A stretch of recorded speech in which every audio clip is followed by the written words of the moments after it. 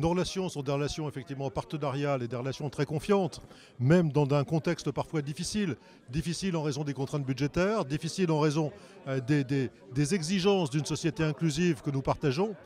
Nous, cela nous permet le contact permanent avec l'UDAPEI, de ne pas mener des politiques hors sol, de mener des politiques qui correspondent réellement aux souhaits effectivement des personnes intéressées, des personnes notamment vivant avec un handicap, et de faire en sorte que ces personnes qui sont des citoyens à part entière puissent trouver effectivement leur juste place. Et leur juste place, c'est dans le développement de l'autonomie qu'ils la trouveront, et non pas dans une politique qui soit une politique d'assistance généralisée.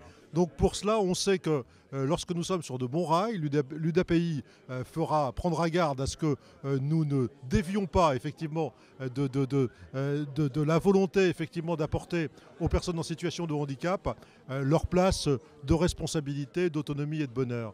Et je crois que c'est fondamental pour le département qui est la collectivité d'aide sociale, donc la collectivité sur l'autonomie des personnes, qu'elles soient personnes en situation de handicap ou personnes âgées, d'avoir effectivement ce contact confiant avec la société civile et avec ceux qui sont nos interlocuteurs de tous les jours. Vous savez, un partenariat de qualité peut toujours effectivement gagner en qualité.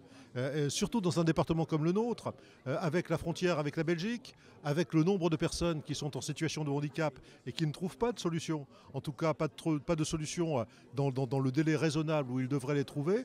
Je pense que nous gagnerons toujours à développer notre partenariat. Et puis, en même temps, le département essaye de desserrer un peu l'étau financier dans lequel il était en train j'allais dire, presque d'agoniser. J'ai vu le président de la République la semaine dernière qui était sur notre territoire. J'ai vu la ministre des collectivités territoriales qui l'accompagnait.